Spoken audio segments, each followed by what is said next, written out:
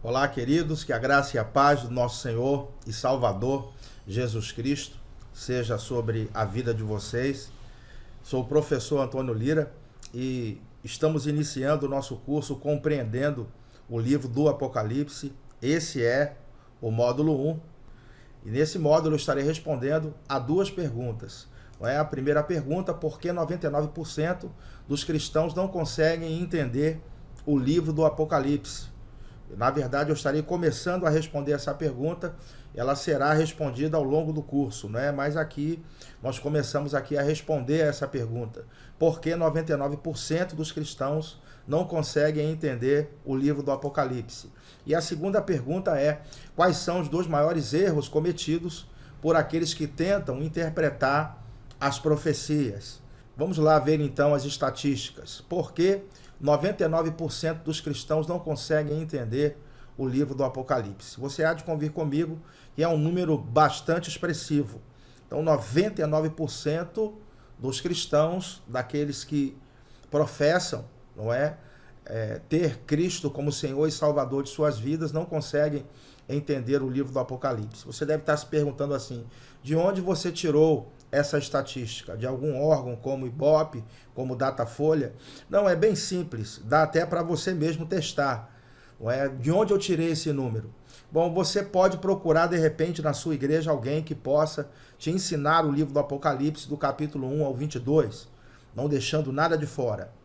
Será que você encontraria alguém aí na sua igreja que possa sentar com você e te ensinar o livro do Apocalipse do 1 ao 22? Se você não encontrar, você pode procurar de repente em todas as igrejas do bairro onde você mora ou quem sabe da sua cidade. Se você encontrar alguém, você é uma pessoa de sorte. Realmente é muito difícil você encontrar um cristão que saiba interpretar o livro do Apocalipse do 1 até o 22. Então essa estatística aqui, 99% está até com folga, porque eu acredito que é menos do que isso ainda. Mas eu coloquei aqui 99%, deixando 1% como margem aí para dúvida, tá certo? Então 99% dos cristãos não conseguem entender o livro do Apocalipse. E se você não consegue entender o livro do Apocalipse, não se desanime. Aquele que nunca teve dificuldade de entender o livro do Apocalipse, que atire a primeira pedra. As pessoas realmente elas têm dificuldade de entender esse livro. E ao longo da história eclesiástica, ou seja, ao longo da história da igreja, você vai encontrar várias pessoas que também tiveram dificuldades para entender o livro do Apocalipse, como por exemplo, Martinho Lutero. Martinho Lutero, ele também não entendia o livro do Apocalipse. E sobre o Apocalipse, Martinho Lutero, ele disse o seguinte: nele, ou seja, no Apocalipse, não se ensina nem se reconhece a Cristo. Nele não se perceberia a inspiração do Espírito Santo. Observe aqui que Martinho Lutero, ele disse que o livro do Apocalipse, a gente não tinha como reconhecer a Cristo nele, e também não se perceberia a inspiração do Espírito Santo nele. Obviamente que nós falamos mal daquilo que a gente não entende. Então Martinho Lutero, ele seguiu essa linha de, vamos dizer assim, estar dizendo que não foi um livro inspirado, de que ele não reflete a Cristo, e não ficou sozinho nessa interpretação.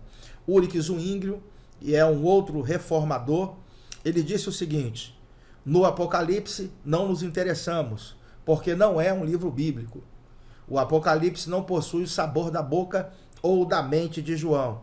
Eu posso, se o quiser, rechaçar seus testemunhos. Observe aqui que Ulrich Zwinglio também, ele falou mal do livro do Apocalipse, dizendo que ele não tinha o sabor nem da boca e nem da mente de João, porque João foi o apóstolo do amor e o Apocalipse ele demonstra o juízo divino sobre as nações. Então observe que ele também trouxe uma ideia de que esse livro talvez não fosse um livro inspirado por Deus. Então a gente vai ver um outro reformador aqui, e foi João Calvino. Esse foi mais feliz nas suas palavras, foi sincero, ele foi bem autêntico, Ele não quis demonizar o livro. Ele só disse o seguinte: O único livro da Bíblia que não entendi foi o Apocalipse. Eu parabenizo João Calvino pela sinceridade. Ele não falou mal do livro por não entender. Ele simplesmente disse, olha, o único livro da Bíblia que eu não entendi foi o livro do Apocalipse. E a pergunta que fica aqui é a seguinte: por que esses grandes homens de Deus, grandes teólogos, doutores, versados no grego, no hebraico, não conseguiram entender o livro do Apocalipse? Bom, certamente foi porque eles não tiveram acesso àquilo que você estará tendo acesso nesse curso. Nesse curso, você estará tendo acesso a informações que esses homens desconheciam completamente. Acreditamos que a Bíblia é um livro de revelação progressiva e que a revelação ela vem com um tempo. Então, eles não tiveram acesso àquilo que você estará tendo nesse curso. Por isso, eles não conseguiram entender o livro do Apocalipse. Glória a Deus. Então, a partir de agora eu estarei te mostrando os 2 maiores erros cometidos por quem tenta interpretar as profecias. Ok? Quais são os 2 maiores erros cometidos por aqueles que tentam interpretar as profecias? Bom, o primeiro erro comum é espiritualizar as passagens. O que vem a ser isso? Bom, antes de te explicar, eu queria te mostrar que existem 2 métodos de interpretação que são muito utilizados pelos intérpretes. O primeiro método é o método alegórico de interpretação. E o segundo método é o método literal de interpretação. Eles são antagônicos, eles são opostos entre si. O método alegórico, ele traz outro sentido ao texto. Alegoria significa literalmente outro sentido. A alegoria significa espiritualizar as passagens. Então, se alguém espiritualizar as passagens, essa pessoa está alegorizando o texto. Ela está dando outro sentido ao texto.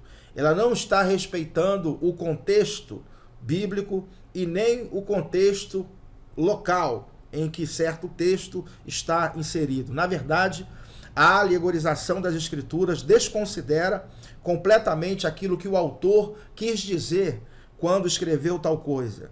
Significa, então, dizer que alegorizar as passagens da Bíblia significa dar outro sentido, dar o sentido que quiser, porque o texto escrito, analisado em questão, ele fica refém do intérprete, ou seja, o intérprete dá ao texto o sentido que ele quiser, desprezando completamente o contexto local e também o contexto bíblico. Então, a alegoria significa dar outro sentido para o texto, não respeitando aquilo que o texto está querendo comunicar, querendo dizer. E o método literal? Bom, o método literal é um método que traz a interpretação ao pé da letra. O que é isso? Significa dizer que o método literal respeita o que o contexto local está querendo dizer e também aquilo que o contexto bíblico geral está querendo dizer.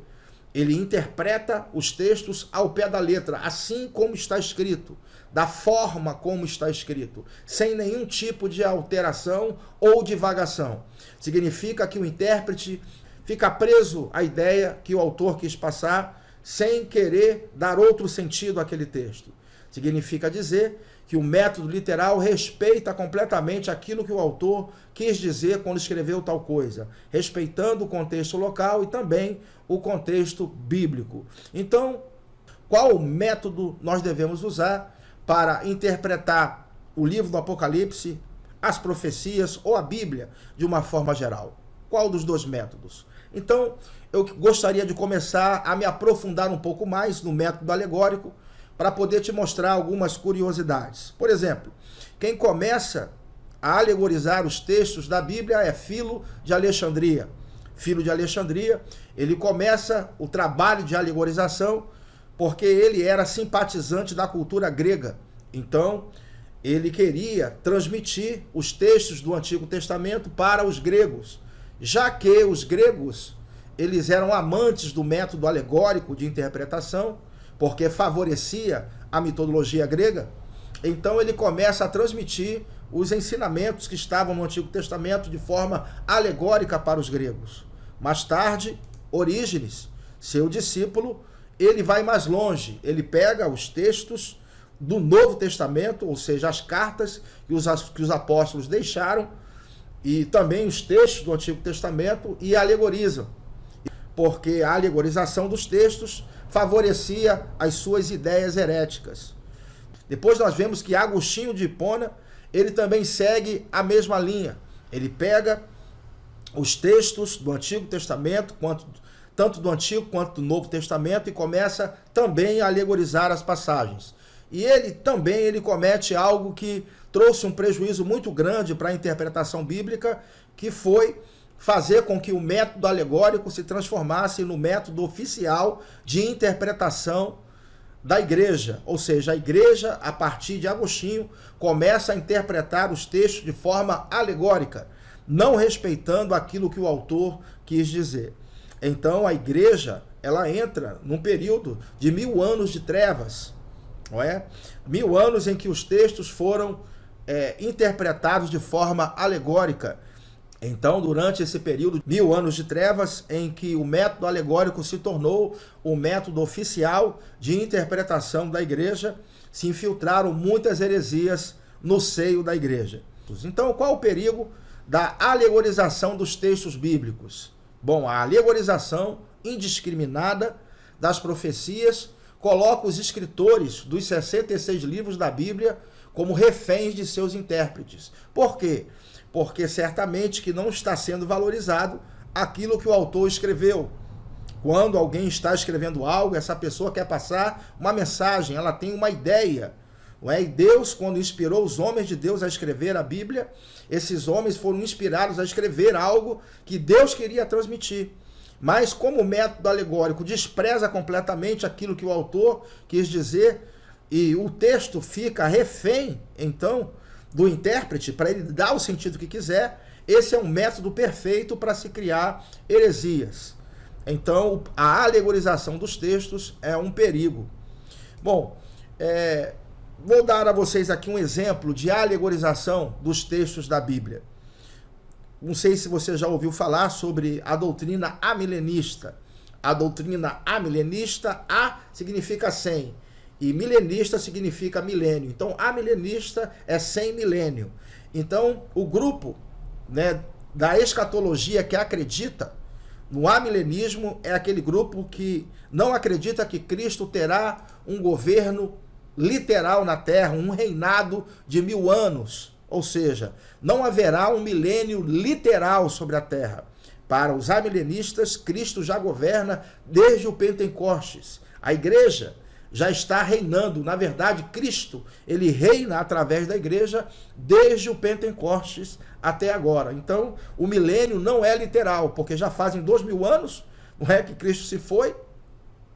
Então, para eles, Cristo, ele volta quando o mundo tiver cristianizado. A igreja, não é, já reina na terra. Cristo reina através da igreja. O milênio não é um milênio literal, ou seja, Cristo não governará a terra por 1000 anos. Eles não acreditam dessa forma. E existem textos que deixam claro que Cristo reinará por 1000 anos, como por exemplo, Apocalipse, capítulo 20, versículo 4. E após a segunda vinda de Cristo, que ocorre no capítulo 19, Cristo então ressuscita os mártires da tribulação e reina com eles por 1000 anos. O texto é bem claro, veja. Vi também os tronos e nestes sentaram-se aqueles aos quais foi dada a autoridade de julgar. Vi ainda as almas dos que foram decapitados por causa do testemunho de Jesus, bem como por causa da palavra de Deus. Tantos quantos não adoraram a besta, nem tampouco a sua imagem, e não receberam a marca na fronte e na mão, e viveram e reinaram com Cristo durante 1000 anos. Observe, então, que o texto é claro quando diz que Cristo reinará com estes ressuscitados por 1000 anos. Mas o amilenista, ele alegoriza essa passagem dizendo que esse milênio aqui não é literal. Existem dezenas de textos e mostram que Cristo governará pessoalmente, como, por exemplo, esse texto aqui de Apocalipse 19, o texto que fala da segunda vinda de Cristo, que diz: sai da sua boca uma espada afiada, para com ela ferir as nações, e ele mesmo as regerá com cetro de ferro, ou vara de ferro, e pessoalmente pisa o lagar do vinho, do furor, do dia da ira do Deus Todo-Poderoso. Esse texto fala da segunda vinda de Cristo, quando Cristo pisa na terra e ele vai julgar as nações. E aqui diz que pessoalmente, né, ele regerá com vara de ferro as nações, com cetro de ferro as nações. E aqui fica bem claro que é pessoalmente, ou seja, literalmente, Cristo reinará. Completado aqui pelo livro do Apocalipse, do capítulo 20, a ideia de que ele reinará por 1000 anos, completando então a ideia de que ele reinará por um período de 1000 anos. Aqui não diz 1000 anos, mas um pouco mais para frente, no capítulo 20, no versículo 4, diz que ele vai estar reinando por 1000 anos. Então observe que fica claro que Cristo terá um governo na terra literal, mas aqueles que alegorizam as passagens bíblicas espiritualizam tudo isso e não considera como sendo um milênio literal. Então, nós vemos que a alegorização das passagens das Escrituras faz com que o texto ele fique refém do intérprete e cada um dá a interpretação que quiser, ok? Bom, na próxima aula, então, estaremos falando sobre a interpretação literal. Um grande abraço, andem no Espírito, vivam em amor. Shalom.